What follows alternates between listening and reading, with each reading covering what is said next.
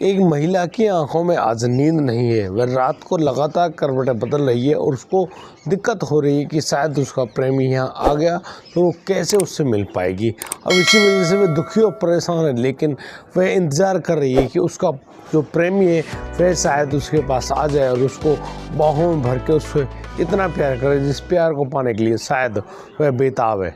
उसकी बेताबी का आलम कुछ ऐसा है कि शायद वह किसी से ना तो कह सकती है और ना ही उसकी भावनाओं को कोई समझ सकता है। दरअसल उसको उसके प्रेमी से मिलना है। अब तो जैसे ही उसके पास उसके प्रेमी का छोटा सा फ़ोन आता है, वह उस फ़ोन को उठाकर देखती तो उसको मालूम चल जाता है कि हाँ, उसका आशिक आ गया है। अब तो वह अपने आशिक से मिलने के लिए निकल पड़ती है और बस अपने घर की जो पिछला हिस्सा है वहाँ पर जाकर अपने आशिक सुमित की बाहों में झूल जाती है। अब तो वो दोनों प्रेमी और प्रेमिका एक दूसरे से इश्क लड़ा रहे हैं और उनका इसी प्रकार से जब इश्क होने लगता है तभी अचानक वह प्रेमिका अपने प्रेमी से कहती है कि देखो, आज वह तुम्हारा कोई भी साथ नहीं निभाएगी। दरअसल वह उससे कहना चाहती कि वह बहुत ही ज़्यादा दुखी और परेशान है। उसका जो पति है वह उसके साथ बहुत ही ज़्यादा दिक्कतें पैदा कर रहा है। वह उससे हमेशा के लिए छुटकारा पाना चाहती है। दरअसल यहाँ उसका जो प्रेमी है वह उससे कहता है कि यार, तुम अपने पति से कैसे छुटकारा पाओगी। और चलो ठीक है, मान लिया तुम अपने पति से छुटकारा तो पा लो, लेकिन उन 6 बच्चों का क्या होगा जिनकी तुम माँ हो। अपने प्रेमी के साथ कुछ इस प्रकार का काम कर रही होती है जिसकी वजह से वह प्रेमी भी उसकी बातों पर राज़ी हो जाता है और बस उनके दिमाग में बनी हुई उस प्लानिंग ने कुछ ऐसा कर दी जिसके बारे में शायद जहां पुलिस भी परेशान हो गई, पुलिस के भी माथे से पसीने छूटने लगे। आखिर वह कहानी क्या थी दोस्तों, पूरे विस्तार से जानेंगे तो आप भी हैरान रह जाओगे कि लोग कहानियाँ बदलने में कितना समय लगाते हैं और फिर लोगों और दुनिया के सामने एक ऐसी कहानी पेश करते हैं जिस पर शायद सभी लोग यकीन कर लें, लेकिन जब उसकी सच्चाई सामने आती है तो सभी लोग दांतों तले अपनी उंगली दबा लेते हैं और कहते हैं कि वाकई में पुलिस ने जो काम किया वो बहुत ही काबिल तारीफ़ है। दोस्तों, देर ना करते हुए आइए जानते हैं पूरे मामले में क्या क्या हुआ है। नमस्कार, आदाब, सत श्री अकाल दोस्तों, स्वागत है आपका हमारे यूट्यूब चैनल किस्से क्राइम के। और दोस्तों, आपसे वही प्यार भरी गुजारिश, आगे बढ़ने से पहले हमारे चैनल को सब्सक्राइब करना, नोटिफिकेशन की बेल को दबाना बिल्कुल ना भूलें। और दोस्तों, हमें फेसबुक पर भी फॉलो कर लें। और दोस्तों, आज का बेहद ही हैरान करने वाला मामला सामने आया है मैनपुरी उत्तर प्रदेश से। दरअसल मैनपुरी में रहने वाला ये परिवार, जहाँ पर वह आसमा नाम की महिला रहती है, यहाँ उसके साथ उसका पति वाजिद भी रहता है। इनकी शादी करीब 14 साल पहले हुई थी और ये जो आसमा है ये अपने पति के साथ बहुत ही अच्छे ढंग से रहती भी है और उनके जो सभी कार्य हैं उनको कर भी रही होती है। लेकिन मैं आपको एक बात बता दूँ, ये आसमा है बहुत ही बढ़िया खाना पकाने वाली होती है और इसके हाथ का खाना कोई भी खा लेता है तो बस अपनी उंगलियां चाटते रह जाते हैं। दरअसल ये जो बिरयानी है उस बिरयानी को इतने बढ़िया ढंग से पकाती है, बनाती है कि बस सभी लोग इसके कायल हो जाते हैं। एक दिन जो उससे भी आता है, वहाँ का जो प्रधान है उनका फ़ोन आता है उस वाजिद के पास और वाजिद से कहा जाता है कि यार, तुम अपनी जो पत्नी है उसको उनके घर पर भेज दो। दरअसल उसकी पत्नी जो आसमा है वह बहुत ही अच्छी यानी कि बिरयानी पकाती हैं। उसकी जो बिरयानी उन्होंने एक बार खाई थी तब से वो कायल हो गए कि वो बिरयानी ज़रूर बनाएं। अब तो यहाँ पर जो वाजिद है वह अपनी पत्नी से कहता है कि तुम्हें अभी प्रधान के घर जाना और वहाँ उनके लिए बिरयानी बना कर आनी है। लेकिन अब यहाँ पर जैसे ही आसमा उस प्रधान के घर पर जाती है और उन लोगों के लिए खाना पकाती है, अब तो जो प्रधान है उसको आने ही नहीं देता। यानी कि उस प्रधान ने उस महिला को वहीं पर अपने घर पर रोक लिया और बस वहाँ उसके साथ कुछ ऐसा हो रहा था जिसको शायद हम शब्दों में बयान नहीं कर सकते, क्योंकि यहाँ पर बहुत ही ज़बरदस्त प्रक्रिया चल रही है उस प्रधान के घर पे और यहाँ पर जो आसमा है वह भी बड़े ही ढंग से अपना काम कर भी रही है, लेकिन वह यहाँ से वापस नहीं आती है। करीब 6 महीने की मशक्क़त के बाद एक दिन जो प्रधान के कुछ लड़के होते हैं वो लोग उस महिला यानी कि आसमा के आँखों को और मुँह को बांधकर खेतों पर छोड़ कर जाते हैं और फिर वह वाजिद अपनी पत्नी आसमा को लेकर अपने घर आता है। वह मेहनत मजदूरी क्या करता है, सब्जी बेचने का काम क्या करता है, बस इसी काम से अपने परिवार का पेट पाल रहा होता है। और बड़े ही ढंग से उनका काम चल भी रहा है। यहाँ पर वाजिद पुलिस में कंप्लेंट भी लिखाता है कि भाई उनकी जो पत्नी को उसके गांव के जो प्रधान है उसने जबरन अपने पास रख लिया है। अब तो जिस प्रकार से उनका काम हो रहा है वह पुलिस केस भी चल रहा है, कोर्ट केस भी हो गया है। तो 17 फरवरी 2025 के दिन वह जो लड़का है यानी कि वाजिद के पिता पहुंचते हैं रोते हुए पुलिस थाने, और यहाँ पर पुलिस के सामने तहरीर दे रहे होते हैं कि कैसे उसका जो बेटा वाजिद है उनके घर से लापता है। और जब कुछ लोग खेतों की तरफ गए तो वहाँ पर कुछ एक शव है जो जला हुआ स्थिति में मौजूद है। आखिर वह लड़का किसका है, कौन है, और वहाँ पर पड़े हुए उन कपड़ों से यानी जूतों से मालूम चलता है कि ये लड़का उसका ही बेटा वाजिद है। अब तो पुलिस जैसे ही इस खबर को पाती है पुलिस भी आनन फानन में वहाँ भागती है और बस उस शव को कब्जे में लेकर देखती है तो वहाँ पर उसका जो शव है वह बहुत ही ज़्यादा स्थिति में जल चुका है। उसका सिर्फ और सिर्फ एक पैर ही बाकी है, उस पैर में पेन रखा हुआ वह जूता भी मौजूद होता है और तो और वहाँ पर कुछ कपड़े भी मौजूद होते हैं। शायद किसी कातिल ने ऐसा किया है कि उस लड़के को मारा है, उसके शव को जलाया है, लेकिन वहाँ पर जो कपड़े वगैरह है वो ऐसे छोड़ दिए शायद इन कपड़ों से उस लड़के की पहचान हो जाए। और अब तो वाजिद के पिता ने अपने बेटे की पहचान कर ली, क्योंकि रात के करीब 8 बजे से वह लड़का वाजिद गायब है, वह घर पर नहीं है। यहाँ पर उसकी पत्नी आसमा भी होती है। आसमा जो कि अपने पत्नी की मौत की खबर पाकर बहुत ही ढंग से यानी कि बहुत ही ज़ोर से रो रही है और बिलख रही है। वो कह रही है कि हाँ उसी प्रधान ने उसके उस पति के साथ भी कुछ ऐसा कर दिया जिसके बारे में शायद उन लोगों ने कल्पना भी नहीं करी है। अब तो पुलिस की सुई भी उस प्रधान की तरफ घूम गई थी और पुलिस अब सीधे प्रधान के पास जाती है और बस वहाँ पर उस प्रधान वगैरह सभी लोगों को पूछताछ करने के लिए पुलिस थाने लाती है। लेकिन यहाँ पर जो प्रधान है वह जो पुलिस थाने में मौजूद है वह यहाँ पर कह रहा है कि साहब वह तो यहाँ पर था ही नहीं, वह तो लखनऊ गया हुआ था और उसकी लखनऊ मीटिंग है, आप चाहो तो उनसे बात कर लो। यानी कि वो एक मंत्री साहब से मिलने गए थे और वो रात भर वहाँ पर मौजूद रहे, उसको कुछ भी मालूम नहीं है। वो तो बस अब सुबह 4 बजे अपने घर लौटे हैं। बस इस प्रकार से पुलिस सारी बातें तो जानती है, समझती है कि कौन आदमी क्या कह रहा है, लेकिन उस व्यक्ति को भी वह नकार नहीं सकती जो लोग उस प्रधान पर उनके बच्चे को मारने का जो आरोप लगा रहे हैं। अब तो जिस प्रकार से वो आरोप साबित होने लगते हैं उस प्रधान पर प्रधान को भी अंडर कस्टडी ले लिया जाता है। जैसे यहाँ पर प्रधान मौजूद है, लेकिन यहाँ पर प्रधान अब पुलिस के कान में कुछ ऐसी बात कहता है जिसकी वजह से पुलिस उस पूरे मामले का गहनता से विचार करने लगती है।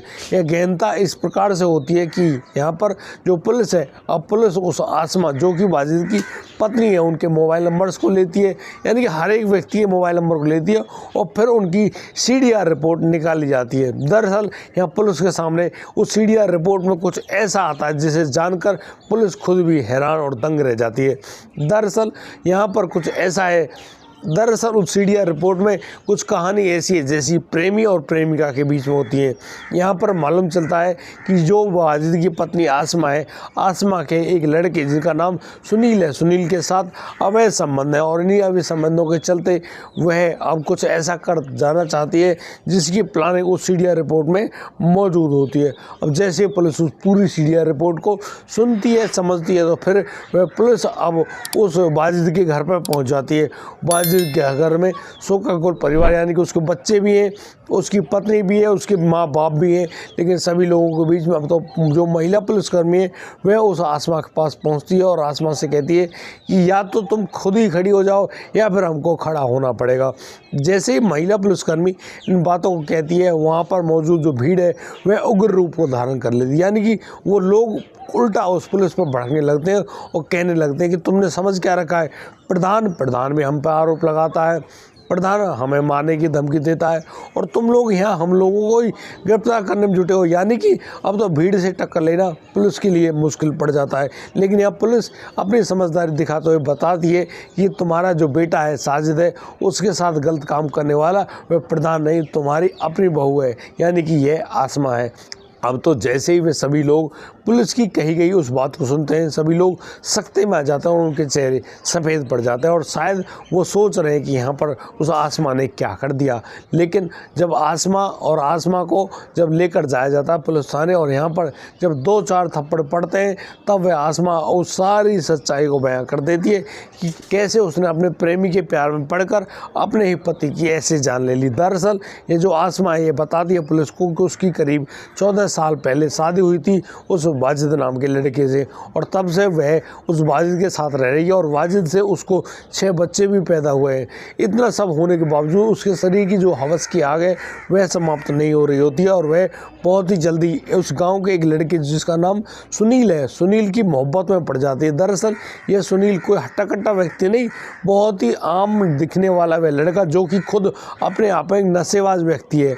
वह नशा वगैरह किया करता है और उसी नशे के चलते वह एक दिन खेतों पर जब आसमा गई हुई होती है तो उसके साथ जबरन संबंध बनाता है और यहाँ पर जब उन दोनों के बीच में वह संबंध कायम होता है अब तो आसमा कायल हो जाती है उस सुनील की और उससे कहने लगते हैं कि हाँ वह उसको उसके प्रेमी के रूप में देखना चाहती है। बस इस प्रकार से उन दोनों के बीच में वह प्रेम संबंध भी शुरू हो जाता है जिसके चलते अब तो जब भी मौका मिलता उस सुनील को वह उस आसमा के पास आया करता और उसके साथ संबंध बनाया करता। यहाँ पर जो आसमा है वह भी बहुत खुश थी और तो और वह जो लड़का सुनील है वह भी बहुत खुश होता। अक्सर नशेबाजी किया करता और नशे की स्थिति में वह उस अपनी प्रेमिका यानी कि आसमा के पास फ़ोन करता और उसको बुलाया करता अपने किसी खेत पर या फिर कहीं जगह पर या फिर आसमा के घर के पिछले हिस्से में और फिर उन दोनों के बीच में वो संबंध भी कायम होते। अब तो आसमा है पुलिस के सामने अपना एक वाले बयान देती है कि कैसे उसने उसके प्रेमी के साथ मिलकर उस साजिश को जन्म दिया और वह चाहती थी कि जिस प्रकार से उसके प्रधान के ऊपर यानी कि एक ऑलरेडी पहले से ही केस दर्ज है अब तो वह अपने पति की जान तो ले लेगी लेकिन वह उस बात का पूरा जो आरोप है उसी प्रधान के ऊपर रख देगी जिस प्रधान ने उसको 6 महीने अपने पास रखा था और फिर उसके साथ वही गलत अनैतिक कार्य किया था। अब यहाँ पर वह उस दुश्मनी का फ़ायदा उठाना चाहती है और उसी फ़ायदा उठाने के चक्कर में वह अब अपने प्रेमी के साथ मिलकर अपने पति को पहले तो नशीला पदार्थ खिलाती है और जैसे ही वह नशीला पदार्थ चाय के रूप में उस वाजिद को दिया जाता है अब तो वाजिद उसको पीने के बाद जब जैसे ही नशे से में हो जाता है अब तो वह जो आसमा है वह अपने पति यानी कि वाजिद को खेतों की तरफ ले जाती है और नशे की हालत में वह खेतों की तरफ तो चला जाता है अपनी पत्नी का विरोध नहीं कर पाता और बस वहाँ पर ले जाने के बाद अब तो उसको उसका प्रेमी यानी कि सुनील मिलता है। सुनील यहाँ पर उस लड़के वाजिद के सर में एक जो रिंच होती है उससे इतनी जोर से मारता है अब तो वह जो वाजिद है वहीं पर घस खाकर नीचे गिर जाता है और अब तो वह जो पत्नी है और वह जो पत्नी का प्रेमी है वो लोग उस वाजिद की जान ले लेते हैं। जान लेने के बाद अब तो वहाँ पर जो लेकर आए थे वो प्लास्टिक की बोतल में यानी कि तरल ज्वलनशील पदार्थ उस पदार्थ को लेकर उस आदमी यानी कि उस वाजिद के शरीर पर डाल दिया जाता है। वहाँ पर कुछ ऐसे पुआल वगैरह हैं बाजरे की जो पूरी वगैरह हैं उन सबको उसके ऊपर डाल दिया जाता है और फिर वहाँ पर आग लगा दी जाती है। जिस प्रकार से वहाँ पर आग लगी है खेतों के बीचों बीच में आग जल रही है। अब रात के समय कोई व्यक्ति उस पर गौर तो नहीं करता लेकिन यहाँ पर वह जो उस वाजिद का जो शरीर है वह बहुत ही बुरी तरीके से जलने लगता है। जिस प्रकार से उस पत्नी ने यहाँ अपने पति की इतनी बुरी तरह से हत्या करवाई अब तो सभी लोग हैरान और दुखी हैं कि यहाँ पर इस पत्नी ने क्या कर दिया। लेकिन जब उस आसमा का ससुर पुलिस थाने पहुंचता है और पुलिस पर गंदे आरोप लगाते हुए कहता है कि तुम लोग उस प्रधान से पैसे खा गए हो और तुमने ज़बरदस्ती उस प्रधान पर जो केस और कार्रवाई करनी थी वो उस पर ना करके उसकी जो बेटी की बहू है आसमा पर ही कर डाली। लेकिन अब तो जो पुलिस है वह काफ़ी ज़्यादा समझदार है क्योंकि वह सभी प्रकार के जो बयान हैं बयानों को लिख भी रही होती है उसकी वीडियो रिकॉर्डिंग भी कर रही होती है। अब तो जब उस वीडियो रिकॉर्डिंग को उस पिता को दिखाया जाता है यानी कि वाजिद के पिता को दिखाया जाता है जब अगर उनको यकीन होता है कि वाकई में यह जो उसके बच्चे की जो हत्याकांड है इसको अंजाम देने वाला कोई और नहीं कोई प्रधान नहीं उसकी खुद की जो बेटे की बहू यानी कि आसमा है। यानी कि उस आसमा ने अपने प्रेमी के प्यार के चलते 6 बच्चों के माँ बनने के बावजूद भी यानी कि 14 साल शादीशुदा ज़िंदगी जीने के बाद भी शायद उसके दिमाग में कुछ इस प्रकार की वासना बसी हुई थी जिसके चलते उसने इतना खतरनाक ये कदम उठाया और जिसकी वजह से उस लड़के को मौत के घाट उतर जाना पड़ा। दोस्तों इस पूरे घटना घटनाक्रम को सुनाने का उद्देश्य किसी को परेशान करना नहीं है, किसी का दिल दुखाना नहीं है। दोस्तों, हम इस पूरे घटनाक्रम के माध्यम से आप लोगों को बताना चाहते हैं, जागरूक और सावधान करना चाहते हैं कि ये जो आग है ना, ये कभी भी किसी के भी शरीर में किसी भी वक्त जाग सकती है। और फिर आदमी जब इस प्रकार की वासना के वशीभूत हो जाता है तो फिर वह एक ऐसा काम कर देता है जिसके बारे में शायद किसी ने कल्पना भी नहीं करी होगी। इसीलिए दोस्तों कहा जाता है कि अपनी मनोवृत्ति पर काबू पाएं, कुछ ऐसा करें जिसकी वजह से आप लोग अपने जो इंद्रिय हैं उन पर काबू पा लें और फिर उसको संभाल कर रखें, ताकि आपका जीवन काफ़ी अच्छा और बेहतरीन परिणाम लेकर आए। कभी भी इस प्रकार के कोई भी काम ना करें जिन काम की वजह से आप लोगों को बहुत ही ज़्यादा परेशानी महसूस करनी पड़ती हो। दोस्तों, आपसे विनती है कि कभी भी इस प्रकार के घटिया कर्मों को ना करें, क्योंकि अब यहाँ पर वो जो 6 बच्चे हैं वो तो रह गए, यानी कि पति जो उनका पिता था वह तो मारा जा चुका है और जो माँ है वह अब जेल में पहुँच गई है।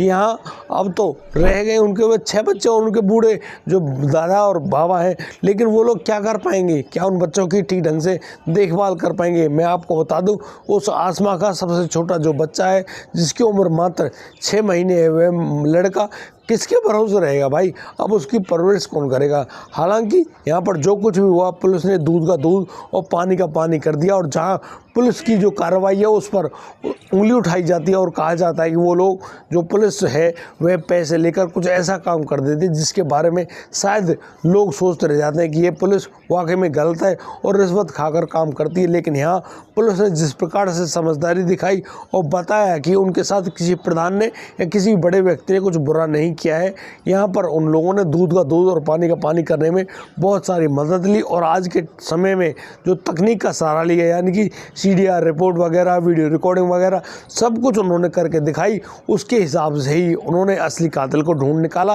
और यह असली कातिल वाकई में निकला कौन? उस वाजिद की अपनी पत्नी निकली। यानी कि यहाँ एक पत्नी अपने प्रेमी के प्यार के चलते अपने पति की भी जान ले सकती है, जो कि एक बहुत ही बुरा कार्य है। और कभी भी इस प्रकार के कार्य करने से पहले आपके हाथ पैर तो कांपने चाहिए। लेकिन इस महिला जिसके ऊपर हवस का भूत इस प्रकार से सवार हुआ था, वह अब अपने पति की ही जान लेने लगती है। दोस्तों, आप लोगों से विनती है, इस प्रकार के किसी भी घटिया कर्म को उठाने से पहले 10,000 बार जरूर सोचें और यह सोचें कि उनके यहाँ पर इस दुनिया में रहने या न रहने के बाद उनके बच्चों के साथ क्या होगा। दोस्तों, आज के लिए सिर्फ इतना ही। अब दीजिए मुझे इजाज़त, मिलता हूँ कल, लाता हूँ एक और नया सनसनीखेज मामला। तब तक के लिए आप बढ़िया रहें, बेहतर रहें, अपना और अपने परिवार का बखूबी ख्याल रखते रहें। जय हिंद, जय भारत।